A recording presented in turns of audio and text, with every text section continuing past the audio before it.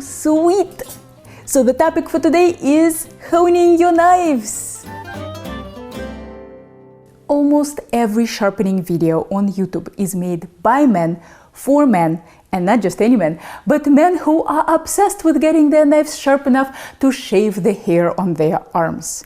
So I don't have any arm shaving experience, but here is what my knife can do after 2 years of constant use. So I know a little something.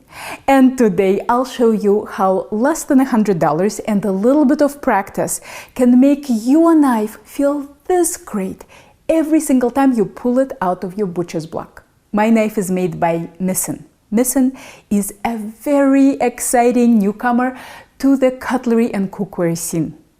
Believe it or not, I prefer my $65 Misen chef's knife to my $200 Shun knife. So first, let's talk about their similarities. Both Shun and Misen have a 15-degree edge. The narrow geometry of their edges makes them cut through food with less effort than the 20-degree European-style knives, Wusthof, Henkel's, Victorinox, etc. I am simplifying here. You can certainly create an amazing 20-degree edge, but all else being equal, 15 degrees feels nicer than 20 degrees. So what makes me like Misen more than Shun? It's the shape and the handle design. Misen was specifically designed for a pinch grip, which is what I use when I chop. And most Japanese-style knives are not. Misen is not too light nor too heavy. It's kind of like the Goldilocks of knives. It's really the most ergonomic and comfortable knife I have ever worked with. It is nimble enough to feel like a Japanese blade, but sturdy enough to go through a butternut squash with no problems. And that's a task not normally recommended for 15-degree knives. The first thing you should buy is not the knife, but the honing rod. Maintaining sharpness is relatively easy, but resuscitating a very dull knife is not, especially for beginners. Think about it like exercise. It is a lot easier to maintain good health if you exercise regularly before you have health problems. If you sit on the couch until everything hurts for a few years and then decide to go for a jog, it will probably not be very effective and will take an awful lot of work to get back into good health and good shape. So knife honing works just like this. The time to start honing your knife is on day 1 after purchase. And this is something you should do every single day that you're going to cook. It only takes 15 seconds. Seriously. Honing is not sharpening. Honing is bending existing metal into a straight line. Sharpening is removing enough metal to get a new edge. I sharpen my knives maybe every 3 months or so. For most home cooks, they probably cook a little bit less than I do. Every 6 to 12 months is perfectly fine. But honing is something you should do daily. The tool that you probably got in your butcher block, that stick that people call the steel, it is a honing rod, but it is a very ineffective honing rod. The best tool is a ceramic rod. 1000 grit works great on both Japanese and European style knives. Ceramic is much harder than metal, and that's why it works so efficiently at realigning your edge. When I told you that honing doesn't remove any metal, well, I oversimplified a bit. Metal honing rods don't remove any metal, but ceramic ones do remove a tiny bit. That's why with time they turn a little gray. And diamond honing rods remove even more. A diamond honing rod is more like a sharpener. Make sure your honing rod is at least as long as your knife.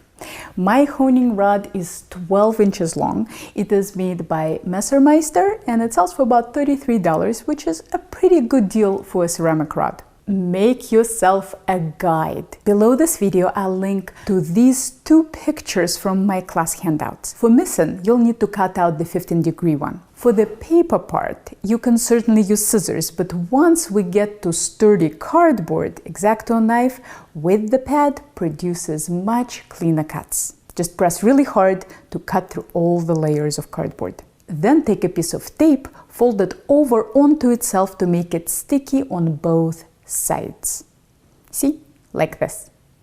And place it on top of the rod.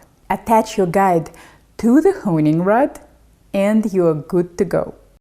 Hi guys, it's Helen from the future. So right as I finished editing this video, guess what I found on Amazon?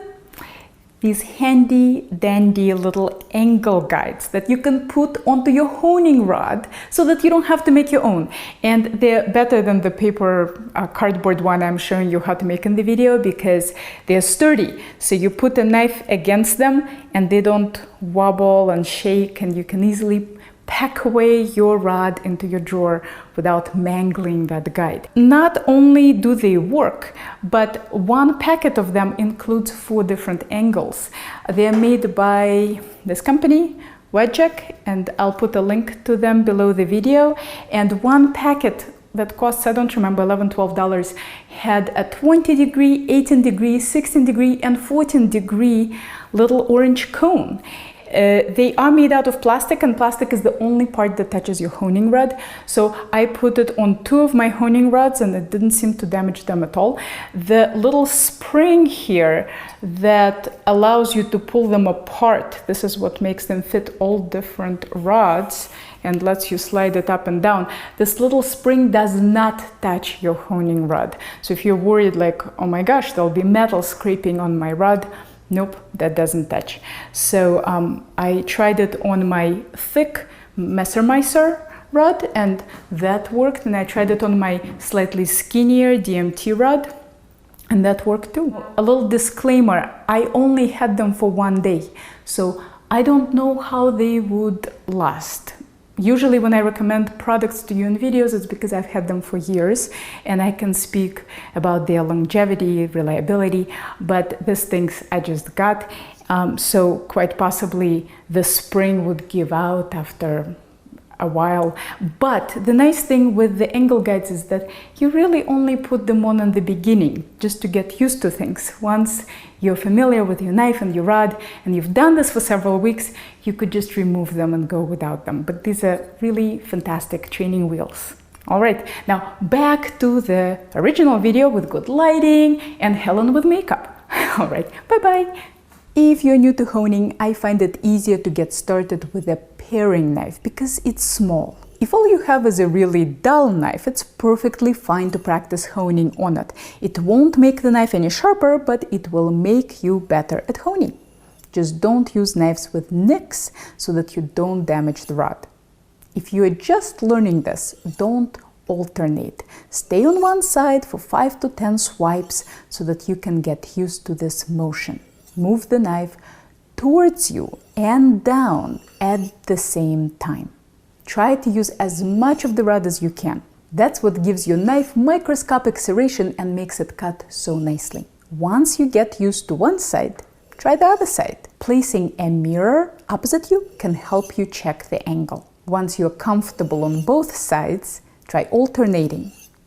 Now let's hone the chef's knife. I'll move my guide down a tad to accommodate a bigger knife. By the way, if you're working on a slick surface, put something under the tip of the rod. You need to make sure it won't slide. Do not press too hard. Use a very light hand, but don't wobble. If you press too hard, you might develop a burr that you end up pushing back and forth. Eventually, you'll learn to tell by the sound if you're using the right amount of pressure. Listen. All of this is just for learning. In real life, all you need is to give your knife 3 to 4 swipes per side, changing the side after each swipe. To test your knife for sharpness, you can use a piece of newspaper. It's harder to cut than printer paper. So if you can do this or this, You are ready to cook. A tomato is also a great test. Just make sure to slice rather than push with tomatoes. See the difference between a great edge and the one that's just okay?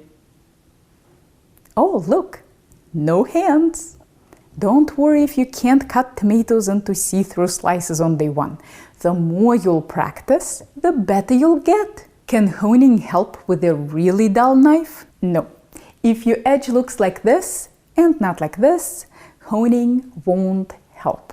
In other words, if you bought a knife a year ago and you haven't honed it yet, it's time for sharpening, not honing. Here's the deal with honing rods.